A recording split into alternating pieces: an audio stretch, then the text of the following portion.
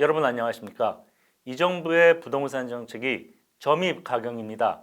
정말 웃지 못할 코미디 수준으로 전락해 가고 있습니다. 겨울이 다가오고 있습니다. 그런데 사람들이 이사갈 집을 구하지 못해 발을 동동 구르고 있습니다. 한편에선 집값, 전셋값이 올라도 너무 올라서 내 집 마련 꿈을 감히 꿀 수도 없게 돼버렸습니다. 이게 이 정부가 24번이나 정책을 쏟아낸 결과라 더 기가 막힙니다. 그러더니 급기야 국민더러 호텔방에 들어가 전세를 살라고 합니다.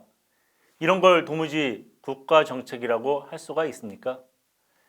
집권 후 그냥 아무 일도 하지 않고 가만히 있었으면 어땠을까요? 오히려 일이 이 지경으로까지 악화되지는 않았을 겁니다.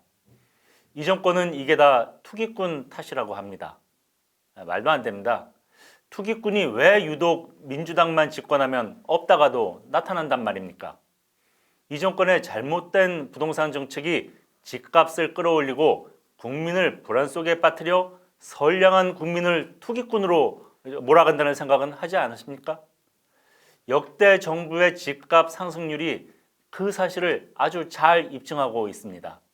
서울 아파트의 중위값을 기준으로 볼 때 노무현 정부 시절 집값 상승률은 무려 94%였습니다. 그때 얼마나 올랐는지 다들 기억하실 겁니다. 투기 잡겠다고 난리쳤더니 오히려 더 올라버렸습니다. 이명박 정부 때는 떨어졌습니다. 무려 마이너스 13%였습니다. 집값이 너무 떨어져서 전세보다 싼 곳이 속출할 정도였습니다. 이런저런 주택 공급 대책으로 투기 심리를 안정시킨 게 비결로 꼽혔습니다. 박근혜 정부 때는 29%가 올랐습니다. 그리고 이 정부 들어서 3년간 52%가 올랐습니다. 지금 추세로 앞으로 2년 더 오르면 노무현 정부 상승률을 따라잡거나 추월할지도 모르겠습니다. 이 정권이 부동산과 관련해서 무수한 헛소리를 했습니다. 한번 볼까요? 이해찬 전 민주당 대표는 아파트 투성이인 서울이 추악하다고 했습니다. 서울 한강을 배 타고 지나가면 맨 아파트들만 들어서서 저기는 단가가 얼마, 저기는 몇 평짜리, 이런 천박한 도시를 만들면 안 된다. 또 진성준 민주당 의원이 MBC 100분 토론에 출연했다가 마이크가 꺼진 줄 알고 한 말도 아주 어처구니가 없었습니다. 마이크 켜졌을 때는 부동산을 안정시켜야 한다, 집값 떨어질 거다 이러더니 마이크 꺼지자 이렇게 말했습니다. 그렇게 해도 부동산값 안 떨어집니다. 김현미 국토교통부 장관은 요즘 국민 밉상인데요. 호텔을 리모델링해서 청년 주택으로 하고 있는데 굉장히 반응이 좋다. 반응이 좋습니까?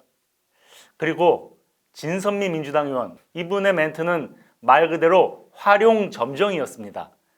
아파트에 대한 환상을 버리면 임대주택으로도 주거의 질을 마련할 수 있다는 확신이 생겼다. 내가 지금 사는 아파트와 비교해도 전혀 차이가 없다. 그 후에 이분 사는 아파트가 언론에 공개됐죠?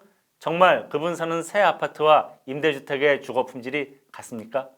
그리고 국민이 아파트에 살고 싶어 하는데 왜 자기 맘대로 그 소박한 꿈을 두고 환상운운합니까? 이분들 말씀 중에 동의가 되는 게 하나라도 있습니까? 그런데 이런 말을 국민이 비판하면 실언이라고 하면서 빠져나갑니다.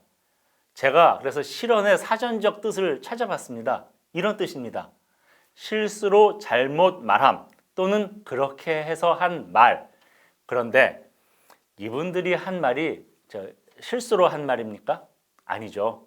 지금 이 정부 인사들이 하는 말은 죄다, 망언입니다. 망언의 사전적 정의는 이치나 사리에 맞지 아니하고 망령되게 하는 말입니다. 실언은 말 실수이니까 고치면 됩니다. 그러나 망언은 고칠 수가 없습니다. 잘못된 신념을 바탕으로 망령되게 한 말을 어떻게 고치겠습니까? 이 정권의 잘못된 부동산 대책의 근저에는 주택에 대한 왜곡된 가치관과 잘못된 인식이 깔려 있습니다. 집 가진 사람을 죄인처럼 대하고 공공임대가 마치 무슨 대단한 정의로운 해결책인 양 선전하는 것부터가 말이 안 됩니다. 길거리 가서 아무나 붙잡고 물어보십시오. 당신은 평생 공공임대에서 살고 싶은가? 아니면 내 집 마련해서 살고 싶은가? 100이면 100, 다 내 집 마련이 꿈이라고 대답할 겁니다. 제대로 된 정부라면 이런 국민의 꿈을 이루어줄 공급 정책을 내놓아야 합니다. 왜 국민더러 나라에 새빵살이 하라고 합니까? 이 정권 들어 내 집 마련의 꿈은 사실상 불가능해졌습니다. 집값이 월급으론 도저히 감당할 수 없는 수준으로 올라버렸기 때문입니다. 제가 25년 전에 결혼할 때 반포에 있는 25평 아파트 값이 1억 5천만 원이었습니다.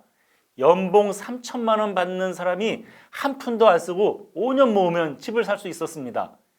이 정권 들어서기 전만 해도 한 7, 8억 수준이던 그 집값이 거짓말처럼 지금 20억 원을 훌쩍 넘어섰습니다. 강남에 심지어 30평대 전세가 20억 원 넘는 곳까지 생겨났습니다. 명문대 나오고 대기업 들어간 청년도 이 가격 앞에선 좌절할 수밖에 없습니다. 하물며 미친 집값을 보는 국민 대다수의 심정은 어떻겠습니까? 제가 퀴즈 하나 내겠습니다. 피노키오의 코는 거짓말 할 때마다 길어진다는 거 아시죠? 그런데 피노키오의 코보다 긴 코가 있습니다. 뭘까요? 바로 문재인 대통령의 기필코입니다. 문 대통령이 지난달 28일 국회 시정연설에서 이렇게 말했습니다. 질 좋은 중형 공공임대아파트를 공급하고 전세시장을 기필코 안정시키겠다. 여러분 이 말 믿습니까? 이 정부가 내놓는 정책마다 거짓말이 되었습니다. 피노키오의 코보다 길어진 문재인 정부의 기필코를 어떻게 믿을 수가 있겠습니까? 이 정부가 집값 잡겠다더니 그게 불가능해지자 갑자기 전세값을 잡겠답니다. 이렇게 갈팡질팡하게 된 데는 국민을 계도 대상으로 보는 이 정권의 오만한 태도도 한몫을 했습니다. 진선미 의원이 엊그제 공공임대주택을 둘러보더니 이런 말도 했습니다.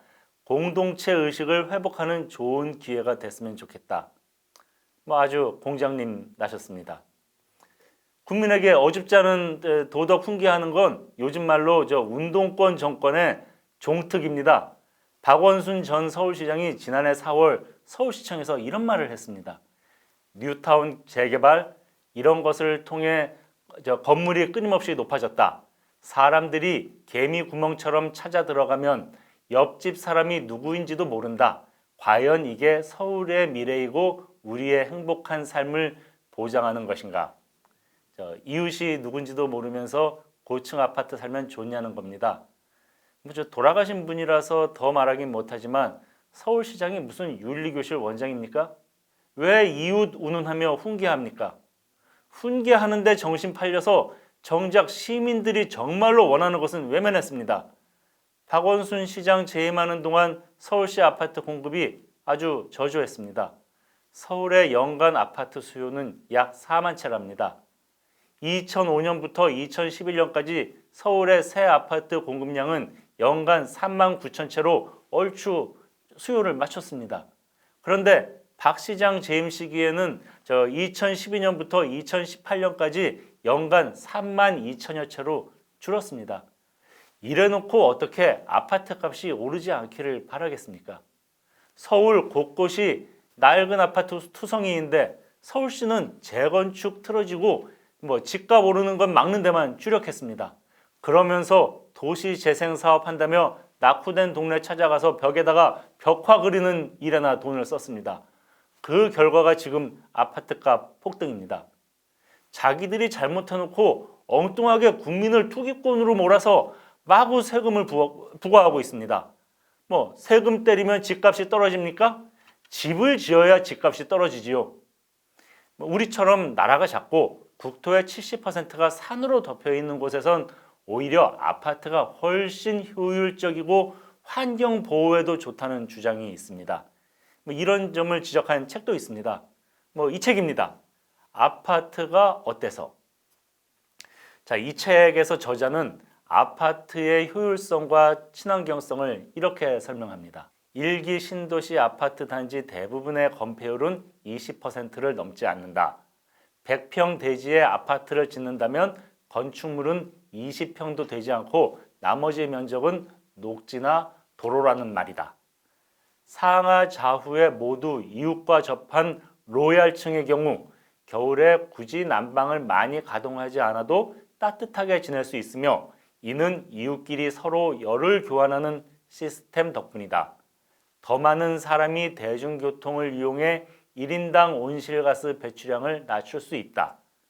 자, 많은 전문가들이 정부의 부동산 정책의 대전환을 요구하고 있습니다. 이 정권이 뭐라 주장하고 무슨 핑계를 대든 부동산 정책은 완벽한 실패입니다. 그래놓고 오히려 세금이란 칼을 마구 휘두릅니다. 부자와 가난한 자, 집주인과 세입자로 나눠 국민을 서로 적대하게 했습니다. 너무도 큰 죄가 아닐 수 없습니다. 민주당이 집권할 때마다 북한의 햇볕 정책을 쓰자고 주장합니다. 햇볕을 쬐면 북한이 변한답니다. 그러면서 대통령은 연평도 북한 도발 10주기에 휴가 나가버리고 통일부 장관은 재계 인사들 불러 모아서 대북 경협을 촉구했습니다. 그런데 그 햇볕 우리 국민에게도 좀 쪼여주십시오. 세금 물리고 규제 남발해서 국민 숨통을 조이는 정책 버리십시오. 살기 좋은 아파트 많이 지어서 국민에게 공급하겠다고 약속하십시오. 그래야 영끌까지 해가며 목숨 걸고 아파트 사는 불쌍한 국민들이 이 지옥 같은 현실에서 벗어날 수 있습니다.